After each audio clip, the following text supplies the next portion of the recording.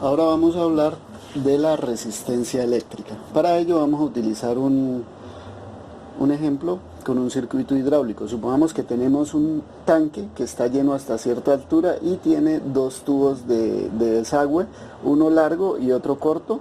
Estamos considerando que ambos tubos son de igual diámetro. Es decir, que tienen una sección transversal S igual.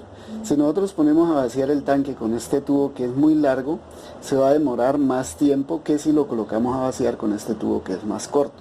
¿Eso qué significa?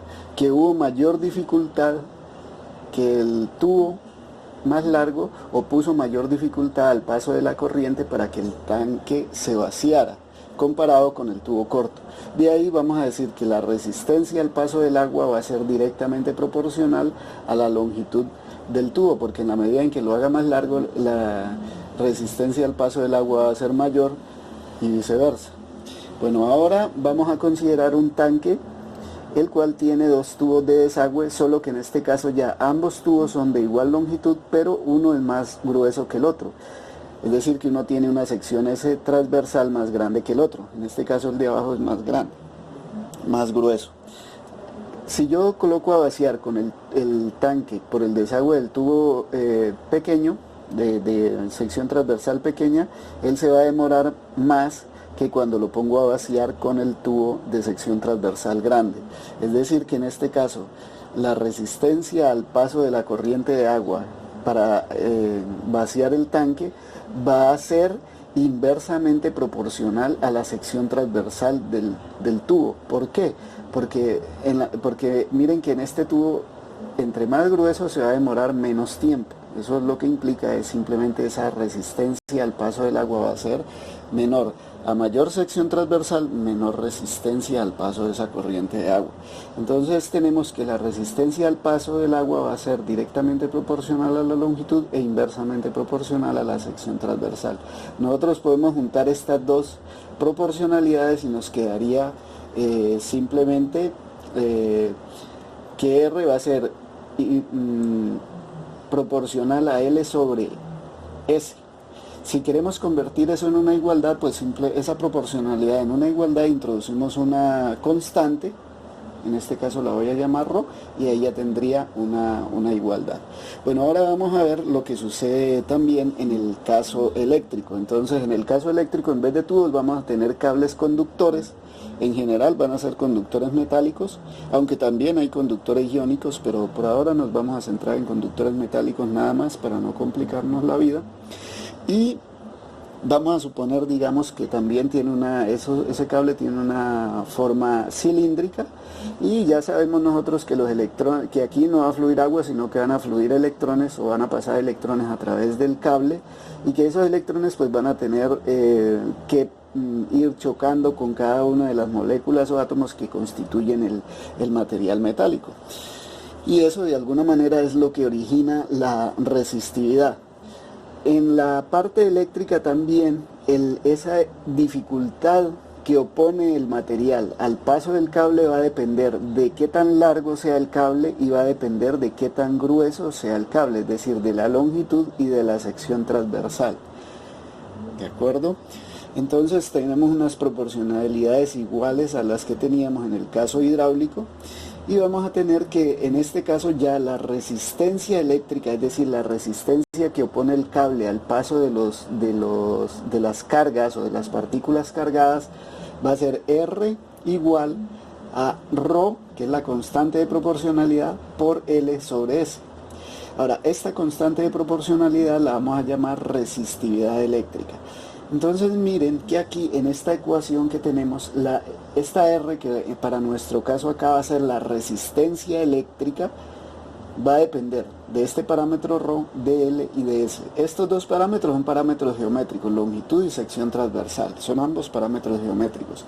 Este ρ es un parámetro que ya no va a depender de la geometría, sino que va a depender del tipo de material, es decir, de qué tipo de material está hecho este. Es decir, que la resistividad aquí va a ser diferente si es un material hecho, si es un cable hecho de cobre, o si es hecho de plata, o si es hecho de hierro o aluminio o cualquier otro metal. Es decir, que esta constante de proporcionalidad va a depender exclusivamente de las propiedades físicas del material. De aquí que la resistencia de un cable pues va a depender tanto de la longitud como de la sección transversal como del tipo de material del que está hecho ese cable. Bueno, entonces ya hablamos de la resistividad y la resistencia eléctrica quedaría expresado en términos de estos parámetros. Ahora, esa resistencia eléctrica se va a medir en ohmios, cuyo símbolo es la letra omega mayúscula, y esta unidad se dio en honor a Simon George Ohm, que fue uno de los científicos que también hizo aportes significativos al estudio de sistemas eléctricos. Bueno, ahora, la resistividad, algunas veces se mide resistividad, otras veces se le puede medir más fácilmente conductividad a un material. Y estas dos tienen la relación que la resistividad es el recíproco de la conductividad, es decir, que ρ es igual a 1 sobre sigma o sigma es igual a 1 sobre ρ. Son inversamente proporcionales estas dos cantidades, y ambas pues dependen, como esta depende de las propiedades físicas del material, esta obviamente también depende de las propiedades físicas del material. Entonces, por ejemplo, el material metálico conductor que tiene la mayor conductividad es la plata, y ese sería, digamos, un material óptimo para que ser utilizado en los cables que utilizamos normalmente para todo el circuito eléctrico que tenemos en nuestras casas, en una industria. Pero ¿por qué no se utiliza plata y se utiliza cobre o aluminio? Simplemente por el precio. Y ese precio tiene que ver con la cantidad de ese elemento, qué tan difícil sea conseguir ese elemento en la corteza terrestre. Es decir, como la plata no es abundante y fuera de eso se considera también un material precioso, pues es más caro, y por eso pues no es óptimo para ser utilizado en la circuitería. Entonces, ¿qué se utiliza?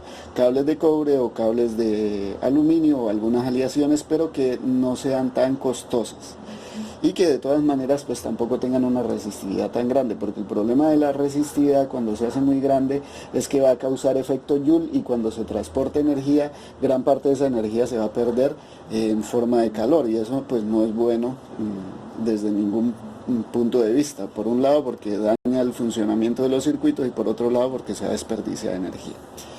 Bueno, hay materiales que cumplen algo que se llama la ley de Ohm, y la ley de Ohm lo que me dice es que cuando yo someto un cable a una diferencia de potencial eléctrico, se va a generar una corriente eléctrica a través de él, y esa corriente eléctrica va a ser proporcional justamente a ese voltaje. Entonces, como constante de proporcionalidad entre la corriente y el voltaje, se introduce justamente la resistencia eléctrica.